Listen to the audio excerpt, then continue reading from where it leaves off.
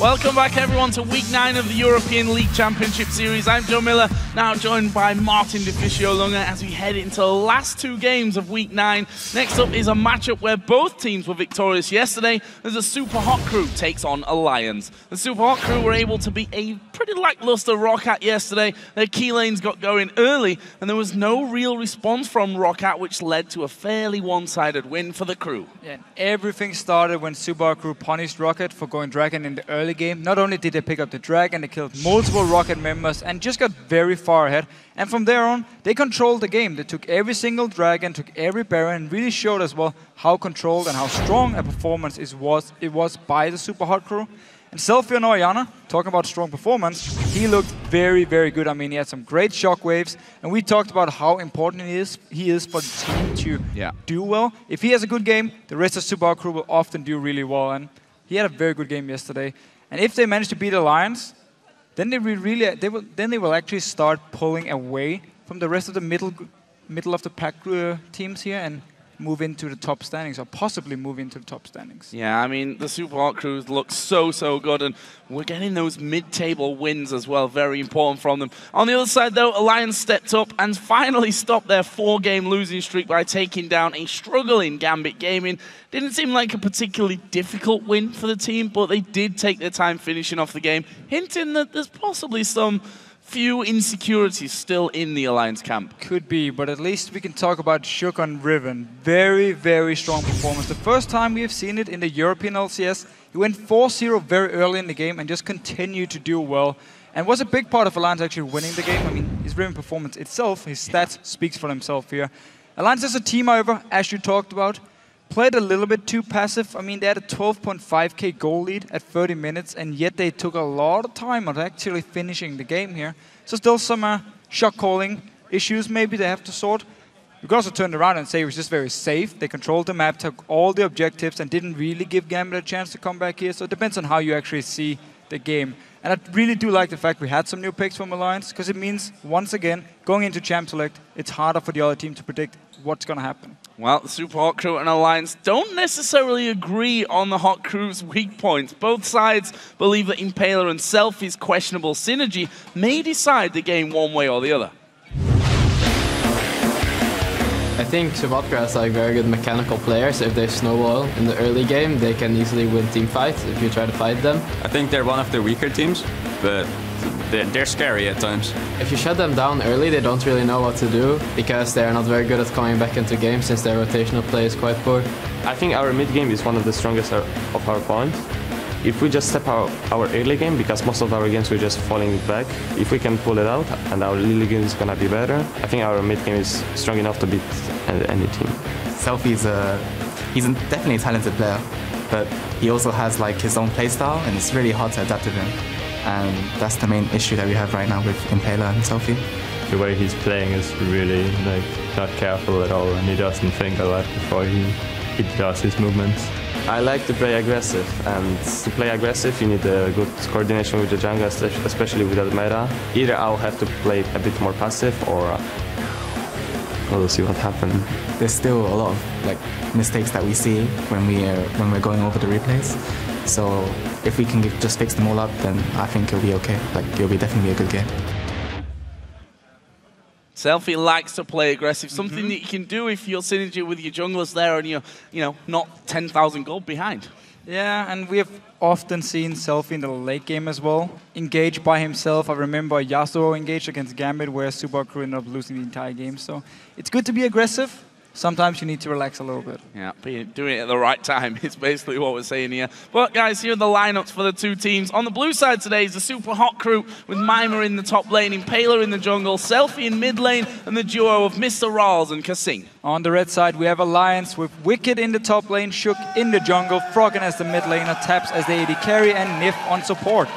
Sounds like we've got a couple of Alliance fans here as well today. But guys, for our featured matchup, we're going to highlight the mid laners as Froggen and SELFIE face each other across the rift. So SELFIE, he actually just talked about it himself here in the pre-video. He's an all-or-nothing mid laner. He will play very aggressive, try and make plays. If it works, it looks beautiful. If it fails, he might end up losing the entire game for Super Hot Crew. And as a team, they really rely on him to have a good game, because he is the playmaker. He's the guy who sets up things.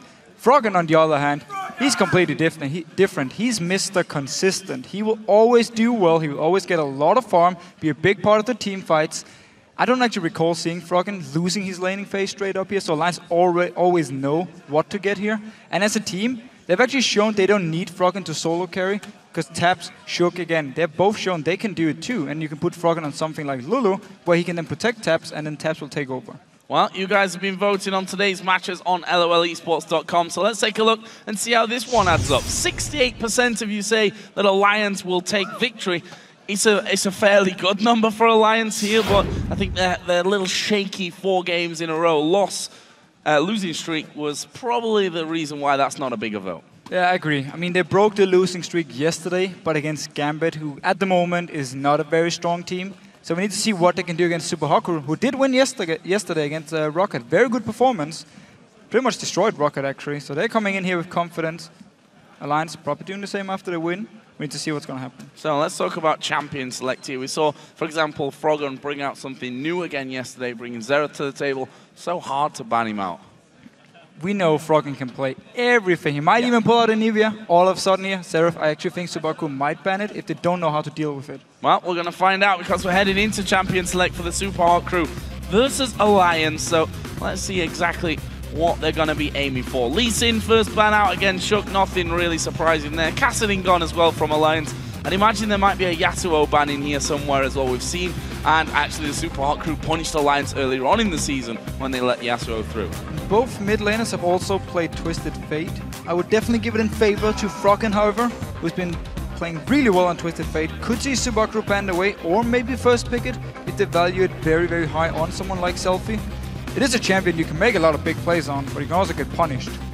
So will there be another jungle ban here in these final 2? Fizz was taking out Yasuo as well by Alliance.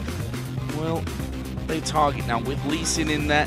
For Alliance, it might be an option to force them to pick up one of those remaining 2, or even ban them both away and force Impaler to play something a little bit different. It's Morgana though that does get taken away, and Twisted Fate will be the final ban here for SELFIE. So both Elise and Evelyn are available. However, you also have to look to the likes of Rengar. I don't know about Riven. Gragas open for the top lane. Yeah, Gragas open for the top lane. Orianna as well, a champion that both SELFIE and Froggen play.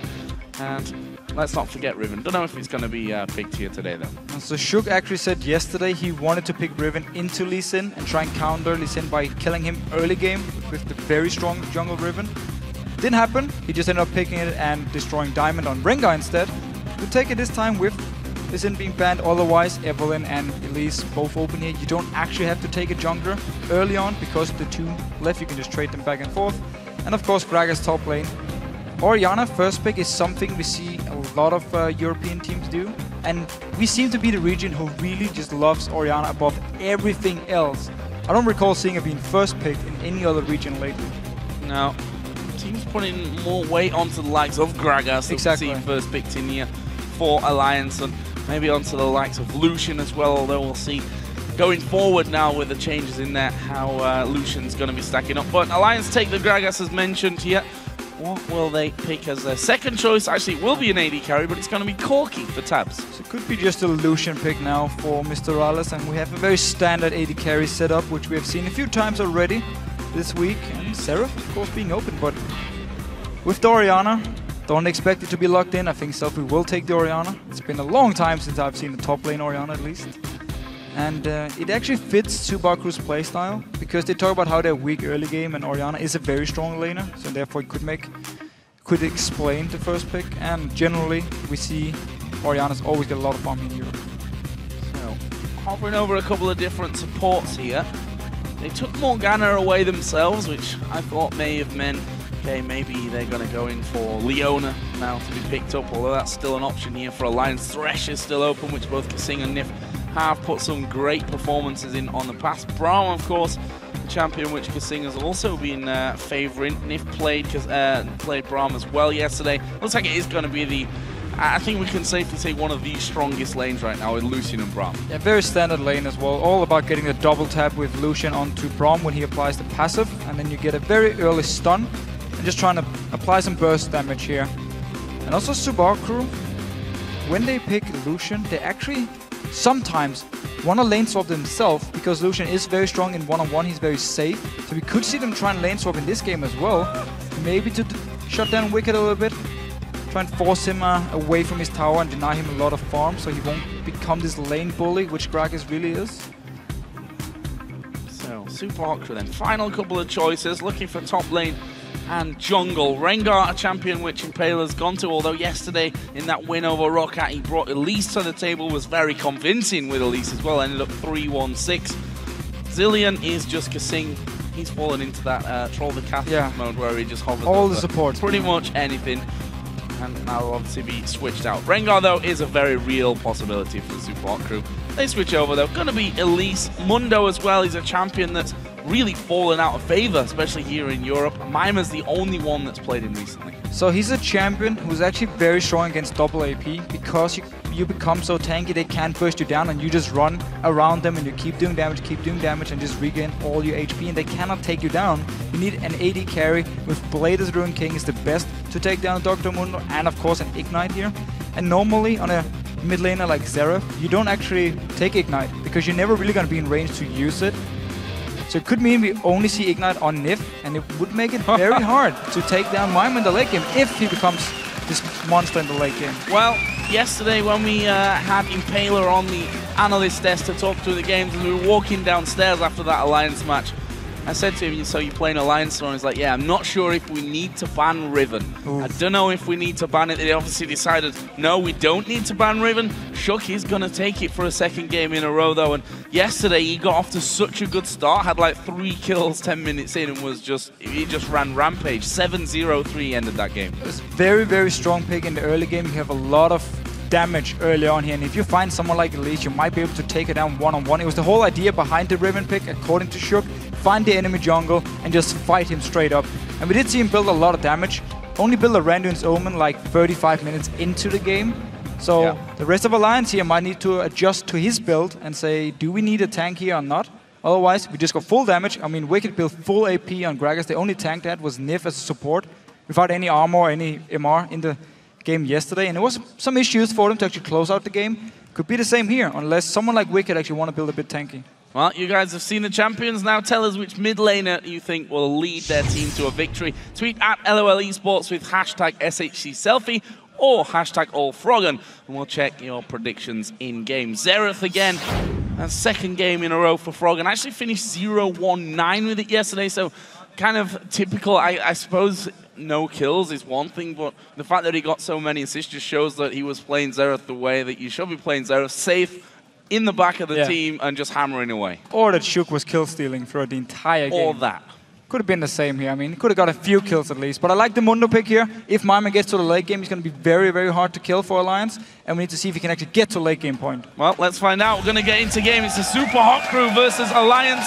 Victory here for the Super Hawkcrew would really help them out in that mid-table area after they took down Roccat, after we've just seen Millennium actually picking up victory over SK Gaming. However, they are taking on the top team in the league right now. Alliance back to winning ways after their match against Gambit. However, you also have to say that Gambit right now are a shadow of former Gambit's self. 100%. And this is the game where we really see if Alliance have fixed what problems they had.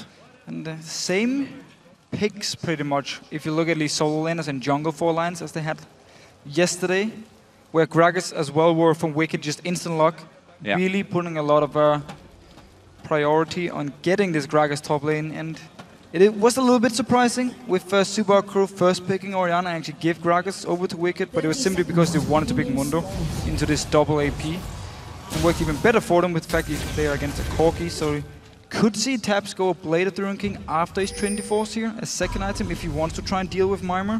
Otherwise, again, we need to see what's going to happen late game if Mimer becomes this super tank, which Mundo can become. Well, early game, up until now, is pretty passive. We see that almost every single area has 2 wards down. One from Alliance, one from Super Hawkcrew in every important position there. Also, we're going to be seeing as well, just to touch on the summoners there that we see in the mid lane, Selfie and Froggen, both running the heal and flash combo. So no teleports this time. And again, we just talked about how Xerath, you have long range. If you have Ignite, you're playing him, well, at least you're getting in a very aggressive situation where you move close to people and you can actually get in range to use the Ignite, so heal makes a lot more sense. And we've seen teleport a few times, but normally you pick it against something like Twisted Fate, where you know he's gonna roam around and you want to follow him. So heal makes a lot of sense for both the mid laners. And we might just be looking at a farm war in the mid lane. So, oh, Nyph, you're all alone. Yeah, Nyph really is all alone there. That's a good play coming out. We'll actually just interrupt Impaler a little bit, but not really doing too much. But we're actually going to take a listen in after some interesting picks here in Champ Select. Because they only have magic damage. There's like some kind of similarity between the comp we have now and we have yesterday. Yes, Tabzz. I agree. Captain Obvious to the rescue. Good comment by Tabzz here, really showing he's paying a lot of attention to what his team is playing. So, we'll see if they can play it as well as they did yesterday. We already talked about the possible weaknesses that they had, struggling to finish off things, but as you rightly pointed out, Shook got Randuin's really late, and that was one of the problems that they had. They couldn't tank those initial couple of hits to really get the towers started off, so we'll see if he builds differently. We'll probably build differently if he doesn't get 3 kills in the next 8 minutes like he did yesterday as well. And he definitely got a very good start. A start you can't really expect to always get, which meant he got very, very fed, very fast in the game, and could actually kill anyone one-on-one if he wanted to. But again, just to touch on this Lucian from Super Crew, yesterday they did the same thing where they lane swap with it, and it's simply because he is so good by himself. He's very safe with his dash, and he has a lot of damage, and if he builds something like a blade as first item, it's going to be hard for someone like Wickd to actually stand against him if they keep this lane swap going on here. And also they avoid Wickd being so strong in the laning phase as Gragas is, where Dr. Mundo often is fairly weak, and simply dodge around it and just try and pick up as much farm on the top lane as they can. Saw that ward there, possibly a bit of a lifesaver. The hook coming in on towards Mimer. Have they got the damage? Ignite is down already by Nyph, but no follow-up. Mimer's able to just walk off. He had flash as well, so should have been safe either way. Had the flash here, simply an Ignite to try and force the flash away to make Mimer panic. Didn't happen, however. He can now teleport back to the lane and just pick up some farm if the wave should be pushed down to his tower. And Wickd up here in this top lane, because kaSing is roaming very early on, even though there's nothing really to roam towards, actually means Wickd can get a lot of farm by himself now. Yeah, not really feeling the pressure that you'd normally expect from a 2 versus 1 lane swap. There's Froggen and SELFIE. Again, max range out of Orianna and out of Xerath. And look at this. This is where that roaming, though, could pay off. If they're able to get around the back of Froggen, as they are going to be going in for the gank here. Summon a heal already used by SELFIE is going to go north. That's the rest of his team starting to collapse in. And now Shook finding himself a little far away. There's the Q coming in from Bram. 2 more auto attacks needed if they're to get this done. I don't think they will here. I think Shook's going to be able to walk away from it. Impaler does come around. There's a lantern anyway. Nicely escaped from by Alliance. So only the heal was actually used by SELFIE here. As soon as Alliance saw him move up towards their own jungle, they knew someone was coming here. Let's just back away. And Shook saved his jumps to dodge around the cocoon and escape. Still in the jungle of Super Hawk Crew. Now he needs to be really careful because kaSing and Impaler might find him. They don't know. Not even there, looking for him. They don't know he's there. That's the problem. No vision on that side. Oh, on that side of the map, on their own side of the map here inside the jungle. And we see that Shook just going to wait. He's going to spot Impaler and kaSing coming around. And there's the Spiderling actually just spotting him out there. As you mentioned, Nyph did come up to give him a bit of help. Doesn't need to stick around too much to Corki in that bottom lane since he's up against the Mundo anyway, and that's not a really scary 1v1 for him. kaSing actually trying to get a bit of XP here going through the jungle with Impaler. And both these top laners now had some time to be one-on-one with the enemy AD carry and managed to get a lot of farm, even though it is a lane swap. Now kaSing and Impaler joining in. There's a ward though from Alliance, so they will easily spot them out and should be able to just back away. Yeah, if they die here, then something's really wrong after spotting Impaler already coming through. See that Nyph, not really scared, just dodging off to that side of that briefcase. Just to touch quickly on early CS totals here. Slight lead for MrRalleZ when you look at AD carries, but only very slight. Bit of a bigger lead in the mid lane for SELFIE. Top lane also is approaching 10 CS lead for Wickd, as we said, in this more 1v1 lane as it's become. He's doing really well to farm up there. However, the Super Hawk Crew, Ilyas early on, are they going to go think about Dragon? Well, the moving here would be very, very risky to go Dragon when the dual lane from Alliance is in the bottom side and your own AD carry without a teleport is stuck in the top lane. True. So Dragon would have been a ballsy play. Decided not to do it anyway and actually got the teleport out of Wickd here, so we could see MrRalleZ run from the top lane straight to Dragon. and abuse the fact there's no teleport on Wickd and he's stuck in his top lane now. They're going to have to keep Mimer around then if they want to go for that one. And they are pinging Dragon, so Super Hot Crew are going to look to get that one started off. Duo of Alliance is still on that bottom side. Here we go. Mimer going to kick that one off. Nyph already moving in. Will spot 4 of the Super Hot Crew. MrRalleZ not quite there just yet, but this Dragon between them going down pretty quickly. Might be up to Froggen to actually look for a bit of a steal on this one, but I think this is the Super Hot Crews. Nyph just going to be there to watch it go down. Yeah. First Dragon of the game goes the Super Hot Crews way. Simply just wanted the timer, maybe going to do something to kaSing here. Missed the hook, but they might force a flash. Never mind, jumping out here. But good timing by Super Hot Crew. They saw the teleport from Wickd in the top lane. Instantly, they just went for Dragon.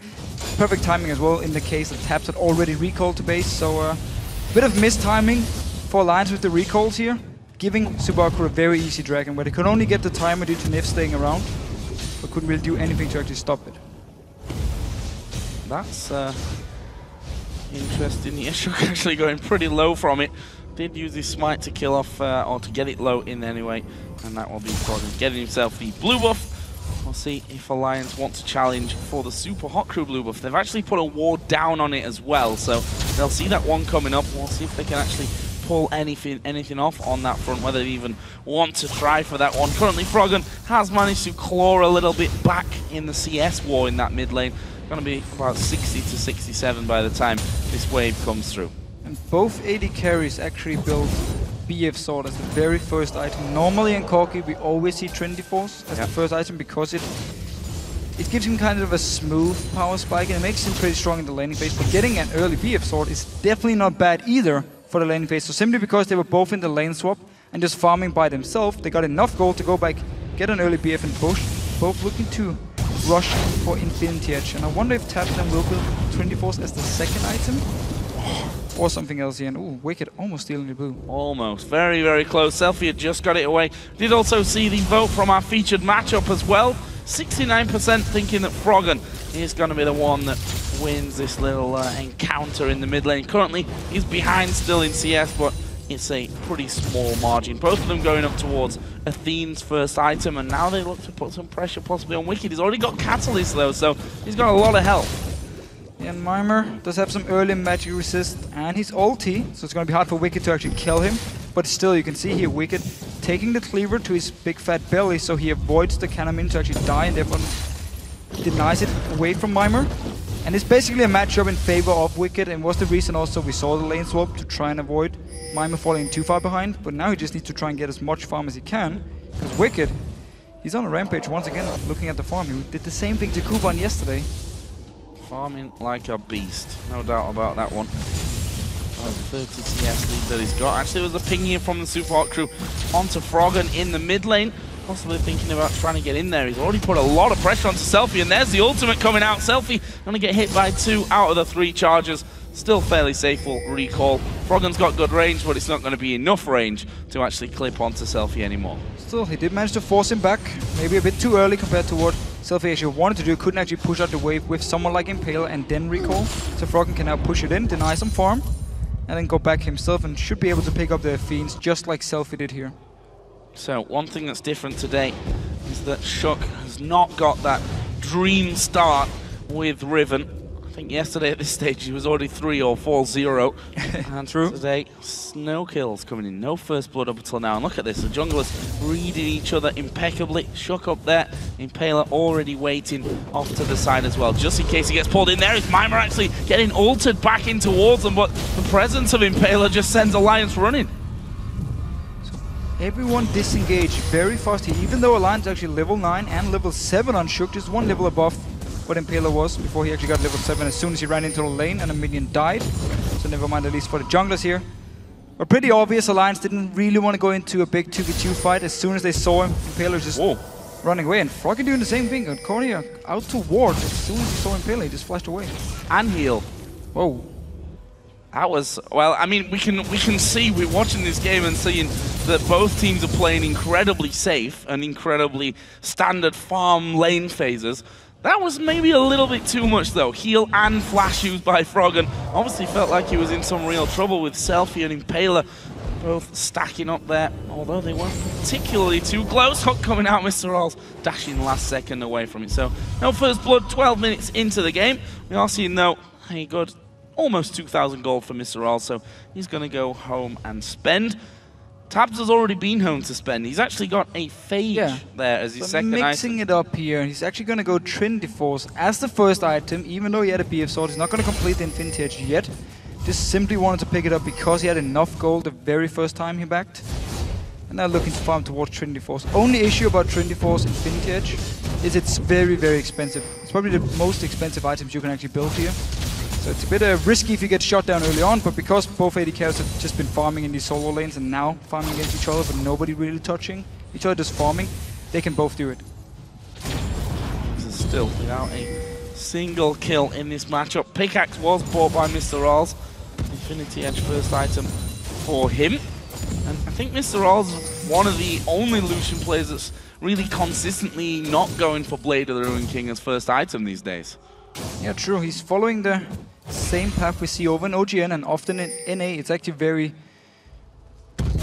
rare we see the Blade of the Ruined King Ghostblade outside of Europe. Yeah. It seems to be just AD carries like Reckless and Creaton who really loves to do it and get this mid-game power spike, where most Lucians around the world want to build Infinity Edge into Static Shift or Phantom Dancer, whatever you just choose. Phantom Dancer better late game, but Static Shift gives a lot of upfront burst and wave clear. But it seems to be the standard here, and just ignore the mid-game power spike and just build straight for late game as fast as possible. Well, we see that for Shook. His first item is now complete. It's the Spirit of the Elder Lizard, so definitely different to the path that he went yesterday, where he had like Last Whisper and Hexdrinker, Brutalizer by the end of that game, and a Randuin's after about 40 minutes. Yep. And that's when he decided he needed to go tanky. Actually, there's a bit of damage coming in, but with that Phage on the side of Tabzz, he's got an extra bit of health in there that keeps him nice and strong in this lane phase. And Impaler tried to come around, but there's that corner ward there by the Dragon Pit, which has just spotted him coming through. So no opportunities for Impaler to come out. And that will mean that no first blood, at least for now, coming down. And you can see the gold between them, just 300 the difference. And that's just because, well, there's no towers gone down, no kills, no dragons as of yet. Only actually one dragon. That's a lie, yeah. Subaru picked up the first one. Next dragon is alive, but none of the teams really moving for it. And we talking about Shook's build, he actually has to go for a lot of damage items once again, because he's the only real physical damage source. Corgi, a lot of mixed magic and physical damage, and then of course with double AP solo laners, you need some physical damage on the Riven, otherwise it's too easy for someone like Mimer to just spam magic resist and you will never ever kill him. We do see as well Mimer, Spirit Visage as the first item, so perfect for him on Dr. Mundo. And once again, making it hard for Wickd to kill him, but Wickd can then focus on towers or just farming or roaming around if he wanted to. Well, there is the first tower of the game going down. Wickd finishing that one off, but just trying to deny a bit more farm as he went through. That will be a bit more gold over to a line. 700 gold lead for them. And look at this, Impaler being a sneaky spider at the moment. He's got Dragon down to half HP. I don't see any challenge from Alliance either. He did the exact same thing yesterday, where he simply walks up to Dragon here, repels over the wall, uses sweeping lens to see if there's any ward nearby. Nope, okay, and then he just takes the Dragon. No timer for Alliance, not even a single ward to actually spot him running out, which means they have no idea the Dragon has just gone down. And we'll have to just rely on seeing it on respawn on the minimap, and therefore give Subaru the chance when the next Dragon spawns to set up a few seconds in advance, and maybe catch Alliance out of position. They might even move for Dragon now. Well, they are, but it's not sad face. Sad face. Yeah. No, not knowing when exactly that's gone down, as Wickd and Mimer again having a bit of a tussle in this top lane. It's the annoyance really of Dr. Mundo. He can stick to you pretty easily, and Wickd deciding, you know what, I've had enough of this, throws down his ultimate and just knocks him away. And that's the thing about Mundo against double AP. It's so hard to actually kill him unless you invest everything from the AP champions into him. Impaler was looking for a gank, but a bit like Shook's ganks in this game here, nothing really comes from it. And that's the thing about Mundo as well. Spirit Visage first item. Not only is it great against double AP with the magic resist in there, it also gives you that extra health regen, which just fits Mundo so incredibly well. And may, with the resurgence of Gragas in this top lane, may just see a bit more of a heavy return of Dr. Mundo in the future. So now that Wickd and Mimer just going to butt heads once again, Mimer in fact did pop his ultimate there, and he's going to be regenning his way all the way back up to almost full HP. And look at this, Shook actually coming in behind. He's got vision of SELFIE. There's the ultimate coming out. Froggen stun comes down, but not enough damage there. Wanted to just surprise him and flash stun him while all the burst from Froggen's ult was landing down onto SELFIE. Didn't happen though, flashed away and used the heal. So trade at least flash from Shook here for both summoners on SELFIE. Could look to try and gank him here within the next few minutes and abuse the fact both summoners are gone. But as you just pointed out with Dr. Mundo, it's perfect for him with Spirit's Visage. We're gonna see him more and more with Gragas in the top lane. And over in Korea, they've been playing him non-stop for the last few weeks as well, because of Kayle and Lula being popular in the top lane. It was just in Europe, it kind of died out, and people played Renekton or Aatrox or the stupid Yorick. Yorick's not stupid. He's pretty stupid. Yeah, a little bit. I can't really argue with you on that one, I'm afraid. I think he won one game. I think Yorick won one game in Europe. Well, that's not exactly the best win rate. We've seen him in the jungle as well. Let's not forget. And he did win. Did bring him out, and they did win with that one as well. So Impaler just tried that gank to top lane once again, but you see why Gragas also popular, got that extra mobility from his body slam, just gets him out of the way of any possible danger. We're almost 20 minutes into this game, and there's not a kill on the board just yet. Froggen doing some good damage there to SELFIE, but again, not quite got enough to burst him down. Both of them got Needless Large Rod and the Athenes. The Blasting Wand is the extra for SELFIE. I'm guessing that Froggen's actually sat on... Actually, he's not. He's only got 500 gold, so... But we see the same thing again, which we often see with the Orianna mid pick. You simply farm like an absolute beast, and you will outfarm the other mid laner because you focus so much on taking the Wraith camps. And SELFIE's been doing the same thing here. So he is ahead in CS, even though some of them are just from the small Wraiths and only gives like 5 gold each, but still, it all counts. And Froggen looking to catch out SELFIE and get some poke on turn. Yeah, good bit of poke there. Not enough again to get him the kill. Did have his ulti, decided not to use it. There's actually a buff steal from Alliance, so red buff going to be taken away. And that goes over to Shook, so nice little steal. We'll see then if the Super Hot Crew try and do anything back on the top side of the map. Right now, Shockwave going to come in, pulls in two, but it's not actually enough to do really any damage to them, and they're able to finish off the turret. Second one of the game here for Alliance, and look at that goal. Almost bang even. Very good move here by Alliance. First they took the red buff. Instead of returning to the bottom lane, they just went straight for mid lane. Only SELFIE was there to defend, and Impaler couldn't do anything once he actually joined in. And both kaSing and MrRalleZ was standing, sleeping in this bottom lane, not even reacting to first the blue buff, or red buff, sorry, being stolen.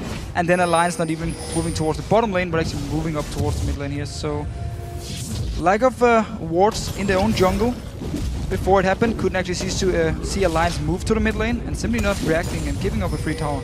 Oh, Wickd actually will knock Mimer against the wall then. Could have probably got a turret hit off of him if it have positioned that a little better. Now we see the red buff counter actually. Impaler lost his to Shook and will go straight up there, take it away. Shook's actually doing Wraiths, and we'll see in just a little moment that he's actually lost his own red buff. So simple trade on that front. Trading red buffs, but at least the tower went down the mid lane in favor of Alliance once they stole it. And Froggen now down this bottom lane here. Both kaSing and MrRalleZ, however, are all the way back to their own tower. Gotta land the CC. Nyph might be the man to do it. That's a good slowdown onto Nyph. Either way, Alliance forced the turret. That's all the outer ring now down. So slowly but surely, we're still to see a kill in this game. But Alliance are managing to pick up those towers. The Super Hot Crew, though, got the Dragon advantage. Alliance did the same thing yesterday against Gambit with pretty much the same comp. You had Gragas, you had Xerath and Corki, so you had a lot of focus on poking, and getting down the outer turret simply means you can now group up and move into the next round and just start poking away. Not even looking for a fight, you just want to get someone low, force him to recall, and then you take the tower, or you take the Dragon, or possibly the Baron. So Alliance, with the same focus on the outer turrets as yesterday, simply get them down, get some deep wards, and now can start sieging if they want. And at this point, I'm wondering what the longest we've gone in an LCS game is without seeing a single kill. I'm sure our lovely stat guys are going to take a hint and have a look and find out that for us. We're 22 minutes almost into this one, and neither team been able to lock down a kill. Apparently 21 minutes and 54 seconds is the longest we've gone in the LCS. Oh, if there's a dragon fight here, we might not make it. No, don't back off. Wait. half a minute. Get more records. Everyone wants records this season, it seems. Super Hot Crew are, though, moving in towards that dragon, and we are going to see that dragon going down quickly. Meanwhile, from the bottom side, Alliance coming in. Froggen actually is going to be forced away, slowed down by the constant pressure, and there is Dragon, going to be picked up by the Super Hot Crew, and actually they will be trying to get away. Cocoon doesn't quite land. Well, here comes Alliance. They're going to go for the fight. They're going to go on kaSing. Shockwave comes down, and it's good damage in there. kaSing actually flashing away. Colin comes through, and everything going, but no kills up until now. Impaler's low. Mimer gets hooked in, but he's Mundo. Froggen's going to turn back up. Valkyrie, Tabzz gets off, and I thought that was it. I thought the kills were going to come down, but no, they proved me wrong. 22 minutes, longest game ever in the LCS without a kill. I don't know how it didn't happen. No idea. Very nice shockwave by SELFIE, hitting multiple members from Alliance, but still, everyone was low, they had summers, they flashed away, Wickd managed to survive, kaSing did the same thing, and nobody died. Now, Super Hot Crew pushing onto this mid tower. Mimer, he doesn't even care about the tower.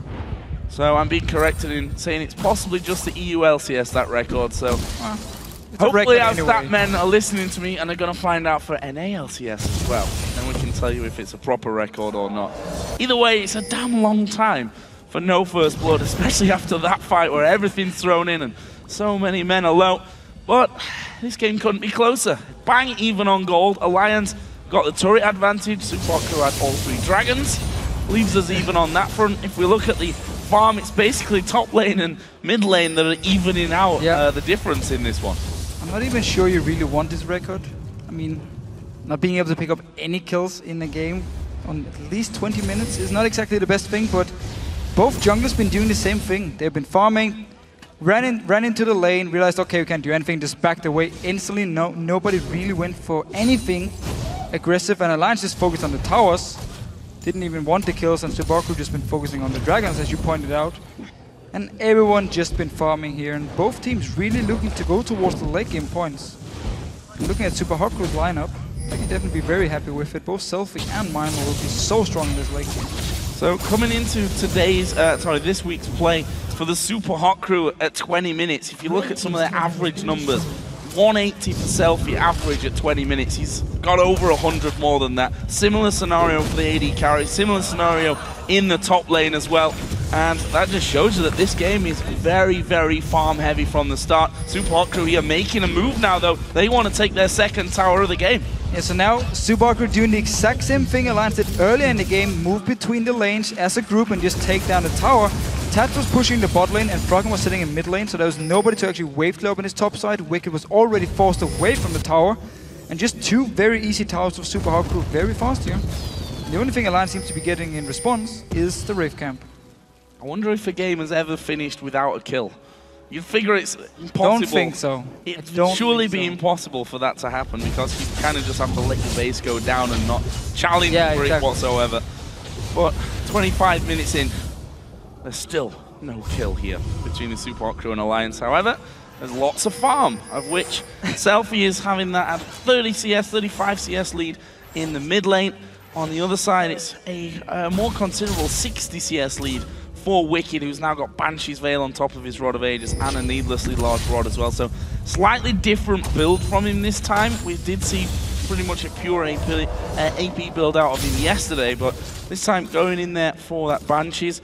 On Shook's side of things with Riven, he went that Elder Lizard first, got himself Brutalizer in there now as well, so a bit more damage coming out on that front. Impaler also going the mix with a Spectral Wraith and Locket coming in second.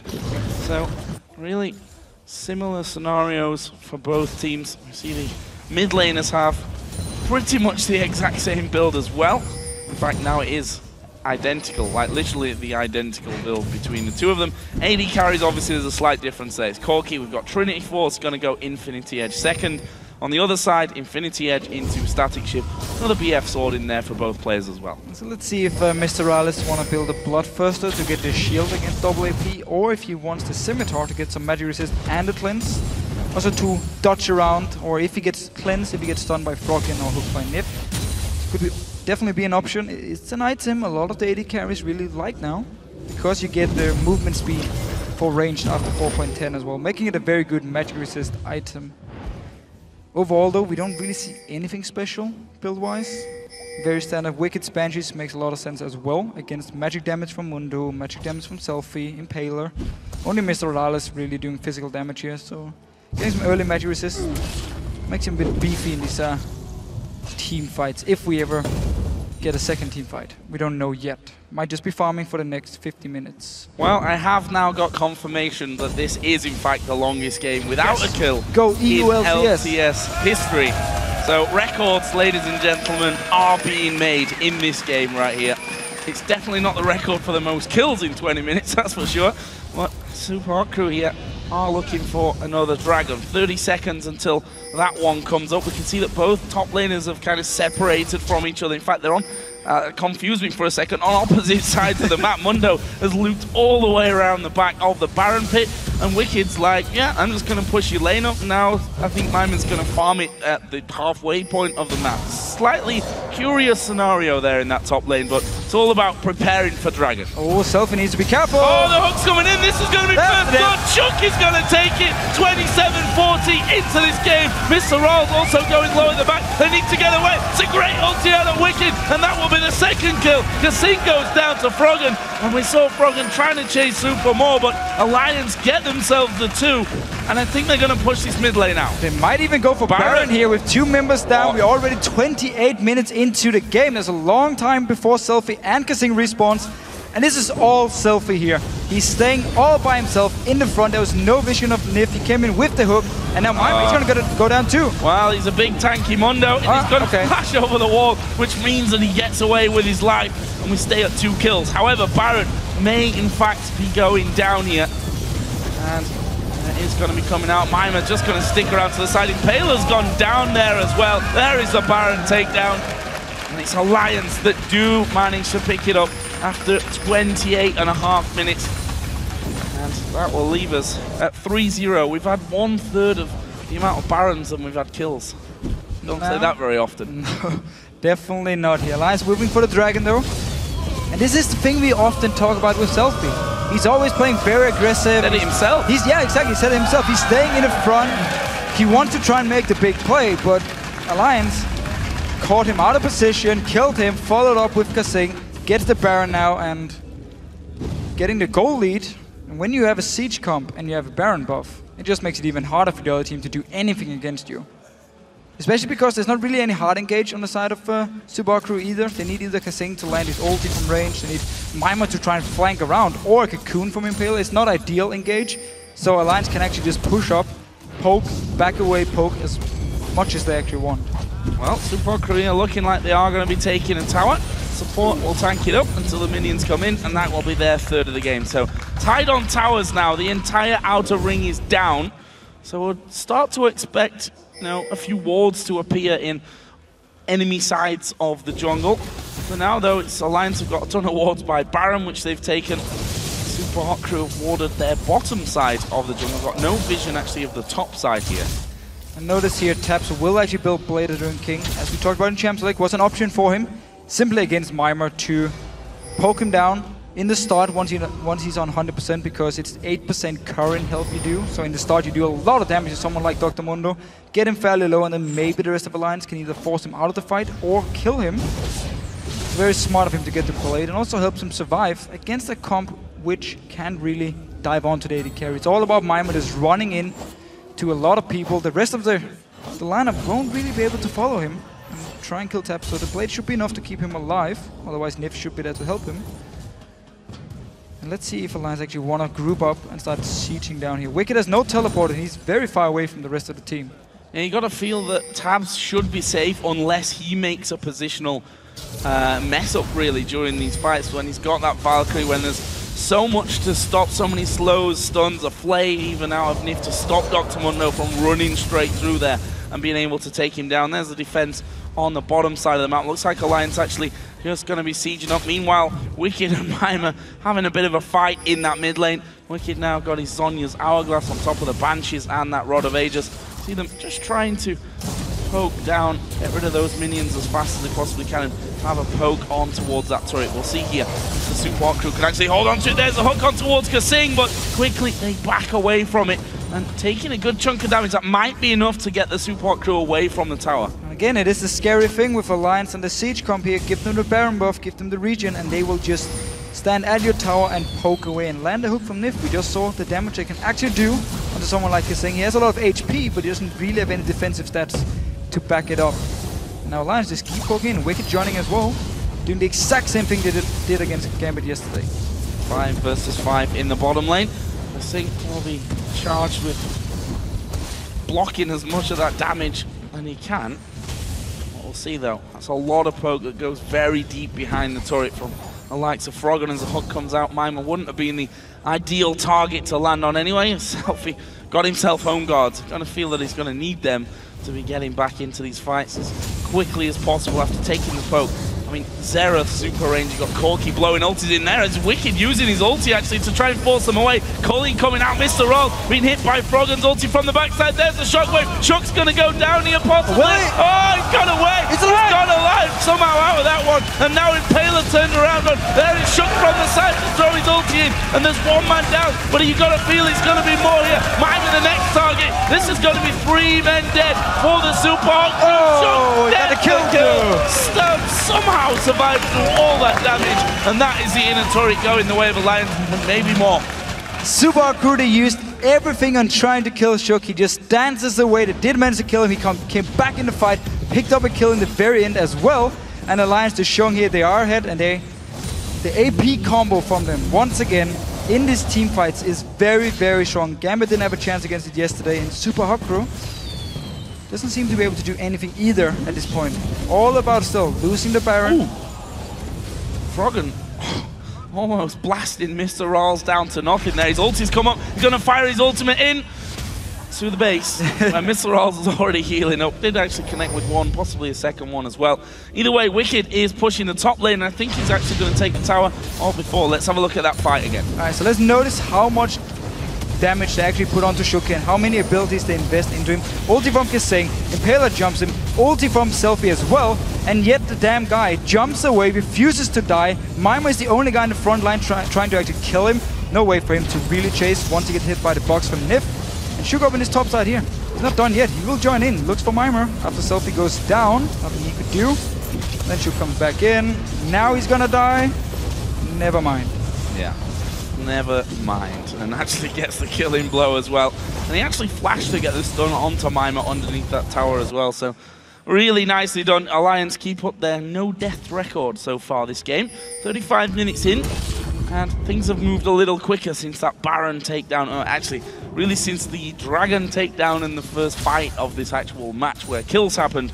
They went straight to Baron, and since then it's all been about Alliance. And if we look down the scoreboard here, it's an 8,000 gold lead for Alliance, 6-3 in kills. Wickd did take that inner turret on the top row as well, so only really the base and an inner turret in the middle lane left standing for the Super Hawk crew. Baron respawning in 40 seconds. There's no teleport from Mimer, and the bottom lane inhibitor is the one being killed by Alliance, so the Super Minis will push in, and someone from Super Hawk crew needs to stay in this bottom lane and actually defend. Open up for Alliance to make some plays. They're going towards Mimer. He's all alone here. Ah, he's Mondo. Walk away, pop your ultimate, no worries. They're going to go back here though to Dragon. Actually, there may be a bit of a challenge from the Super Hot crew. Or maybe not. Orianna ball's in there, but it's going to be taken. Smited down in the end by Shook. We got 10 seconds to Baron as well. You just go straight to Baron now, warded up. They even have the pink ward from before. Mimer's in his bottom lane. We just talked about how there's no teleport, so he won't be able to join in for a fight. And Alliance is already moving. MrRalleZ bottom lane as well, showing himself here. So they want to push up for the tower and maybe try and trade it for the Baron here. Let's see what Alliance wants to do. Well, Wickd can pretty much... Can you just take the Baron? No. They can't. Okay, well, then go back and defend, please. They're actually going to push in for kills to yourself. He gets blasted there, but actually missing a couple of it. There's a big shield going out for him, and half of his health basically shielded up. But the Super Hot crew are actually pushing here. Are they going to be able to push through? Are they going to take a fight? Alliance are starting to circle in behind them. Behind them down here. Backing away though. What are they going to do? They're looking for a recall. It's literally the least sneaky recall of all time, but oh no, they get blasted. They're going to get stopped. There is Wickd getting it. Ultimate going to come out off kaSing. That'll knock a couple of people up, but kaSing, Mimer, both of them going low. There's the shockwave coming in. Not enough damage to pick up kills just yet here for the Super Hot crew. MrRalleZ will be picked off as well. It was the hook of Nyph that finished it, and one by one here, Alliance are taking down the Super Hot crew. Great hook through the wall, and that is Froggen now on a rampage. They leave Mundo because, well, he's Mundo, and he's probably going to live through this one anyway, but also maybe not a big threat to them as they just push through. Mimer trying to buy some time, however. We did see Alliance here, didn't actually want to go Baron because they didn't feel like they needed it, and just went to this bottom lane, looked for the team fight, they got it, and can now go towards the inhibitor. We're just going to see once again Wickd tanking up the damage here in the start, and actually with his hourglass as well, he's not even supposed to go down, and they instant blow off kaSing here. SELFIE, he looks pretty good, Tabzz trying to jump over it, gets pulled back, but there's not enough damage on the side of Super Hot crew, and Alliance can simply clean it up here. Nobody really low enough to even be close to die. And Impaler in the very end, thinks he's gonna escape. Nope. Great hook from Nyph. And while that was all going on, Baron was taken by Alliance, and the inner turret in that middle lane.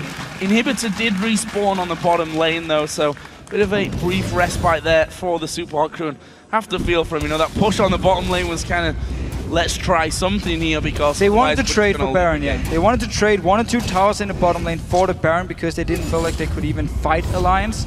But because Alliance didn't actually start it and went all the way down to this bottom lane, Subaku got caught a little bit off guard, tried to recall in the bush around the tower, which was pretty obvious for Alliance to go in and stop.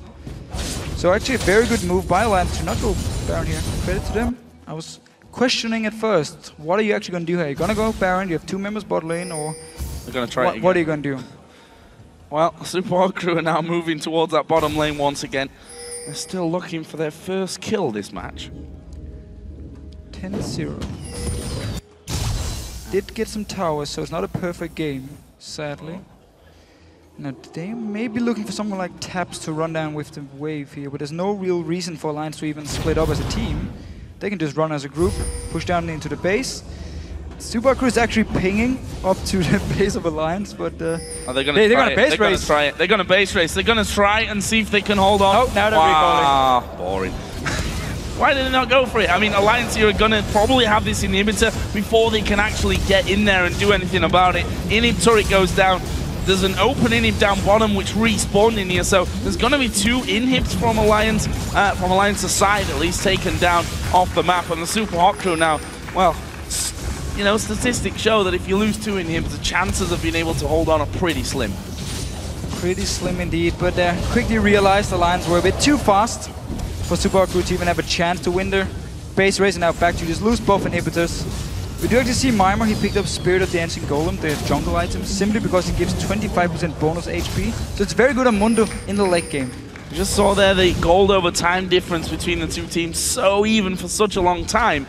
Because they didn't kill each other, and you know, they were just trade towers for dragons pretty much every single time. But that is obviously, since we did see the first fight of this game, Alliance have just grabbed this game by the scruff of the neck and have not really given up. There's Mimer going to be hooked in. Actually, he's going to take quite the chunk of damage there.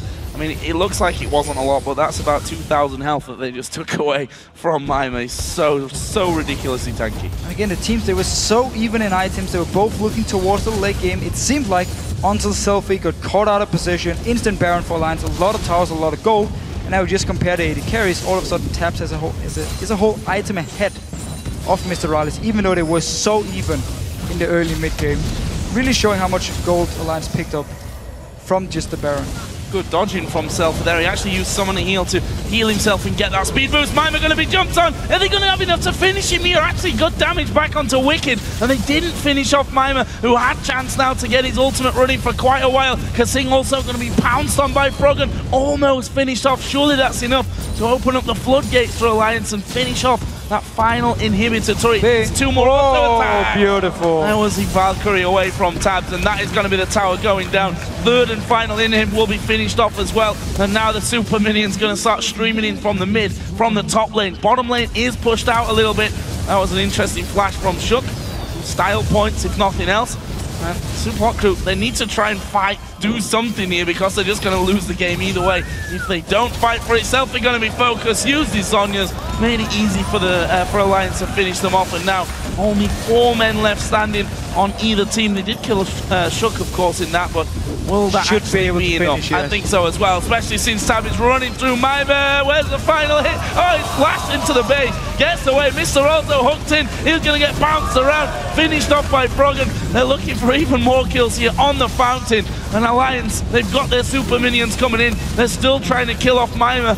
He's not having any of that one. He's still alive in the middle of them. Finally will go down. That'll be Wickd to get the kill. kaSing will fall as well. And that Nexus finally, here in a moment or two, will go down. And Alliance win the game after 42 minutes. They did lose a kill right at the very end. Shook, the one that ended up dying to spoil the perfect scoreline. But now, what was a slow starting game, in terms of kills, I mean, objectives, there were still quite a lot of towers and dragons down by the 20-minute mark. But Alliance showing that when they finally did build that lead for themselves, no mistakes were made. Oh, it's a very brutal comp there. Once they actually get ahead to just siege up here, poke away.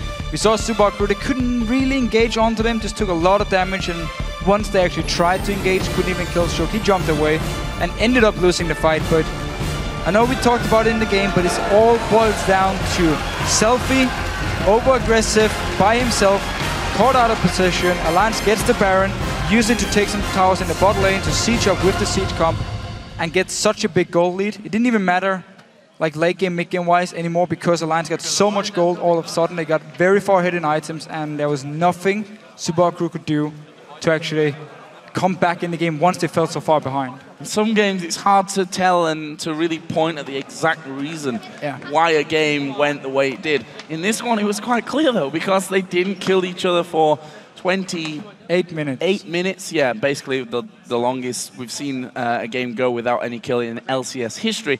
But it's easy because we see SELFIE went down, opened up the Dragon, then the Baron, and then just a walkover, really, for the finish for Alliance. They executed it well, though. I mean, don't get me wrong, on that one, when they did get that lead, they did it well. 100%. I mean, once they got it, they knew exactly what to do. They went back, spent the gold they had, and just grouped up in the bottom lane and started pushing in and won the team fight, got the towers. Very simple play by Alliance as soon as they got the lead. But still looking very passive compared to the team we saw win 12 games in the start of the split here. Seem a little bit insecure in themselves. I'm not too sure if it's because they're just taking it slow, don't want to risk anything in these games, just pick up the wins they need and move into playoffs. We have to see how they will actually play, moving in Super Week and playoffs, if they're going to fix up the playstyle. Or this is maybe the style of Alliance now. Play very slow, play very safe. We don't know. Well, it was kind of the style that we've seen from, you know, if you look back to the old EG times and what have you. So we'll see how Alliance develop over the next couple of weeks. For now, though, we're going to send it over to Shox, who's on stage with Froggen after that victory. Thank you very much, Joe. Congratulations, Froggen. 2-0 this weekend. You had a very, very passive game kind of you guys in the beginning. What was it that made that you guys couldn't find the fights or couldn't find the kills? We played the lane swap very wrong, and we lost a lot of control of the game because of that. But we just kept farming up because we knew we had a lot of CC and we had played this comp a lot. So we knew what we had to do in the game, and we just took it slow. And SELFIE is kind of OP compared to anyone else when it comes to poking team fights. Yeah, explain a little bit more why Xerath seems to be, for you and a lot of other mid laners, a preferred champion right now. Why does it work? It's basically just because he has a lot of poke and very low cooldowns. He's a pretty safe champion. If he gets through laning phase without getting behind, then it's actually a really strong champion. And one of the strongest teamfight and late game champions, as long as you hit your abilities. And it's really good. If you get ahead, it's almost impossible to lose the game with SELFIE because you can just run them down with his ultimates and it's impossible to dodge at that point. So that's basically why he's really strong. So that worked for you 2 games in a row. The same for the Riven. Tell me how it was different playing with the Riven this time, because yesterday, obviously, you got ahead so quickly with it. How did you kind of have to adjust your strategy now that the kills didn't roll in? It was actually fine, because SELFIE is pretty bad at farming jungle camps alone, and Riven likes to get some farm, so he can just farm everything. Meanwhile, I just focus on getting all the CS in mid. And on their team, they tried to build a squishy Ilyas with absolutely no farm, because Orianna took all the jungle creeps. And that doesn't work out for them, because they have absolutely no tank except for Mundo, and we just ignite him and they can all die. All right, that's simple enough. Now, I talked to you for the pre-show, and you and Wickd were together. We're not thinking about Worlds yet because that's further up, But I got to ask you, how big is the hunger? Because you've been there, third in Season 2 and then not there in Season 3. And, I mean, explain to me how important that would be. Well, it's basically why this team exists, is to go to World Championship and try to win it. So it's the most important thing in the world for us. All right, well, thank you very much and good luck in that race. Thank you. All right, we're going to take a quick break, but when we come back in our last LCS game, Gambit takes on Fnatic. We'll be back in 3.5. You have the same chair at home. How can you not know? No, it's not the same. It's much closer than us. Agree. We have quality IKEA chairs from Sweden.